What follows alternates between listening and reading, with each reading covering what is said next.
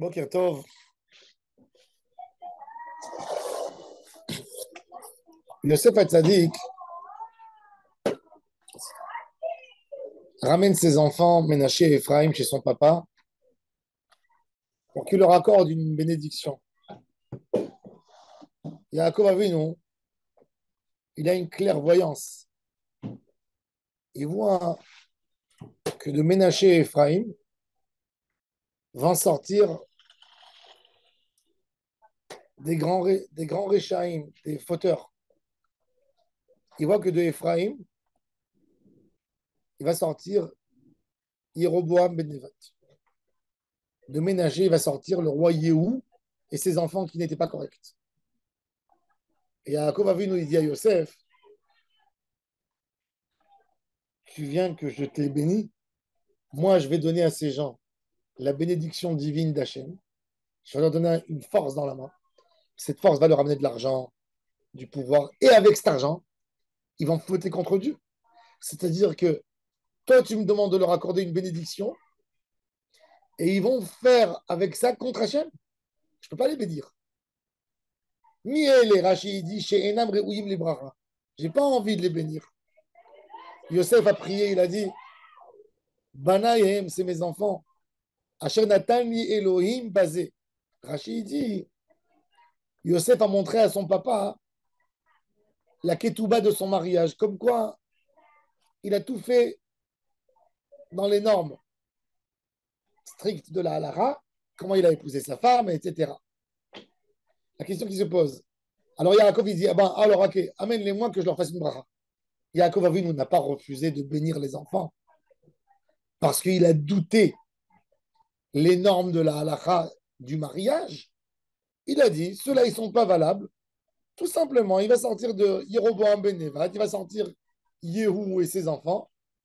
Et il ne mérite pas. Je ne vais pas donner, je vais pas accorder la force que Hachem a donnée à des gens qui des transgresseurs.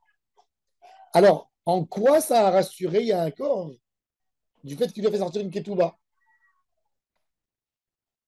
Yosef Hatzadik a fait une leçon à son papa. Et son papa était d'accord avec lui.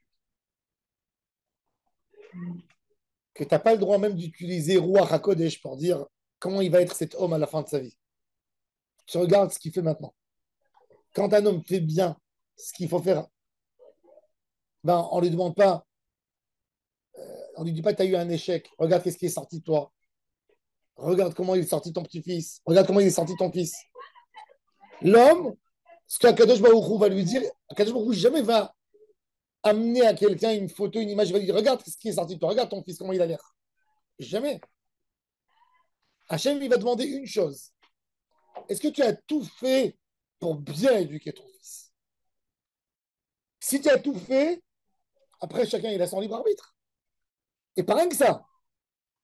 C'est même pas une question, est-ce qu'il ne mérite pas la bracha parce que plus tard, ça sera pas bon avec les enfants. Et qu'est-ce qu'il a dit Yosef a dit qu'il a donné à son papa un très bel exemple. Il lui a fait sortir la ketouba de sa femme. Pourquoi il a fait sortir la ketouba?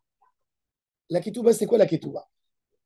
La ketouba, hein, à part le mariage, il y a un engagement d'un homme vis-à-vis de sa femme. Si ça ne marche pas, mariage, en cas de décès, ou ça ne marche pas, en cas de divorce, il est censé donner à sa femme de ses biens tant et tant. Il s'engage sur une somme d'argent. Si tu dis à quelqu'un, dis-moi, quand quelqu'un il arrive, il a les complications du divorce. Il est dans tous ses problèmes. Tu lui dis, ta femme, elle est méritante. Il te dit, pas du tout, elle mérite rien du tout. Okay, je vais rien lui donner. Regarde, qu'est-ce qu'elle m'a fait? Est-ce qu'il aurait donné le million qui s'est engagé dans la Touba? Et c'est Fatzadi qui dit à son papa, de la même manière qu'un homme est prêt de donner et d'accorder du bonheur à sa femme sans qu'il sache, et tu acceptes, et tout le monde dit Mazal Tov, et bien de la même manière, tu dois donner toi la bracha à Ménaché et à Ephraim, même que tu ne sais pas qu'est-ce qui va se passer à la fin. Même qu'à la fin, peut-être il va y avoir un grand problème. Aujourd'hui, ils méritent la bracha par leurs actions. Ce sont de bons enfants. Donne-leur. Ne regarde pas plus tard. De là, on apprend beaucoup la patience pour les enfants, ne aimer sans condition. Aimer sans condition. Yaakov Avinu voulait mettre une condition dans la bracha, comme il lui a dit son papa. Qu'est-ce que le papa de Yaakov lui a dit? Il lui a dit, tant que tu es bon, Esav ne pourra pas te toucher. Yosef Hatzadik, il est venu, il a ajouté sur la bracha de son père, il a dit, il est bon, donne-lui. Point. Ne regarde pas plus loin que ça. Il est bon, il mérite. Il a fait une bonne chose, donne-lui la bracha. Ménager et Ephraim sont bons. De la même manière que dans une ketouba, tu t'engages et tu offres un cadeau et tu t'engages sur quelque chose que tu ne sais pas, finalement, tu es en train de te mettre des choses terribles plus tard. Eh ben non, tu donnes. Pourquoi? Parce que tu as une simcha aujourd'hui. Parce qu'aujourd'hui, la femme, elle t'aime, elle te dit qu'elle veut de toi. Aujourd'hui, tout va bien entre vous. Donne. Ne regarde pas demain. Il ne faut jamais regarder demain. Il faut féliciter l'enfant sur place. Lui donner sur place. Et ça, c'est Yosef Hatzadik. Yosef Hatzadik, c'est la neshama de Mashiach. Yosef a compris qu'il y a un tikkun pour tout le Ham Israël par son vécu. Qui, comme Yosef, a vu c'est quoi l'homme quand il est mauvais?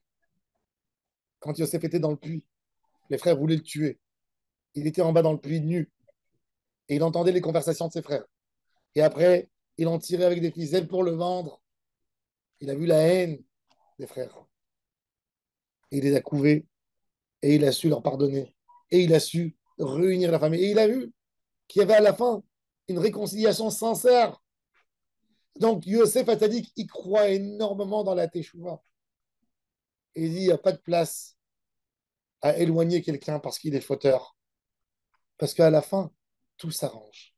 À la fin, tout revient à sa source. T'en fais pas. Même si ça ne sera pas dans ta vie, ce sera plus tard. Ce sera peut-être les petits-enfants. Le tzaddik à Emet, il aime tout le Ham Israël, peu importe. Peu importe. Tout homme, même l'homme le plus éloigné du Ham Israël, il voit en lui un potentiel. Un potentiel qui n'a pas encore été exploité. Un homme d'affaires, des fois, il passe à côté d'une ruine. Un homme qui n'a pas de business, ou qui veut dormir une nuit dans un hôtel, ou il veut prendre un Airbnb, il passe, il voit une ruine, il dit jamais, même pas en rêve, je rentre là-bas. Mais un homme d'affaires, qu'est-ce qu'il dit? Lui, il ne voit pas la ruine, il voit l'hôtel qu'il va construire, il voit les touristes, il voit l'argent qui va rentrer. Quand il voit, qu'est-ce qu'il voit? Il voit une autre photo que ce que tu vois. Toi, tu vois une ruine, tu bouges ta tête pour ne pas la regarder. Et lui, qu'est-ce qu'il voit? Il voit un monde positif devant lui. Il voit de l'argent, il voit des gens, il voit du marché. C'est une autre neshama. Même quand on voit un juif, il ne faut jamais voir un juif fauteur, jamais voir un homme sale. Bilam, il a dit sur les tzadikim du Ham Israël et sur Akadosh Baruch Hu, Lo hibit aven be Yaakov, velo ra'a amal be Israël. Il a dit Ham Israël, c'est des tzadikim comme Akadosh Baruch Hu. Akadosh Baruch Hu, quand il voit un juif fauteur, il voit un juif fauteur. Il le voit. Il voit la Avera de la même manière qu'on voit. Il voit plus que ce qu'on voit. Il voit ce qu'on ne voit pas. Il voit le cœur, il voit tout. Mais qu'est-ce qu'Hachem il fait? Il nous regarde comme un investisseur qui regarde une ruine. Il dit ici ce qu'on peut construire. Oh là là, c'est magnifique. C'est comme ça que Hachem nous regarde. S'il ne regardait pas comme ça, on ne serait plus là. On ne serait plus là. Et Yosef Hatzadik, il fait ce reproche à son papa. Gentiment, il lui fait ça. Et Yaakov Avinu accepte et il lui dit Kachemna elai amen lemo. Va avarechem. Et il leur fait la bracha. C'est-à-dire que dans ce débat entre Yosef Hatzadik et son papa, Yaakov Avinu a reçu l'idée, le message de son fils, a été d'accord avec et a fait la bénédiction parce que l'amour, c'est sans aucune condition. Baruch Adonai Le'olam. Amen.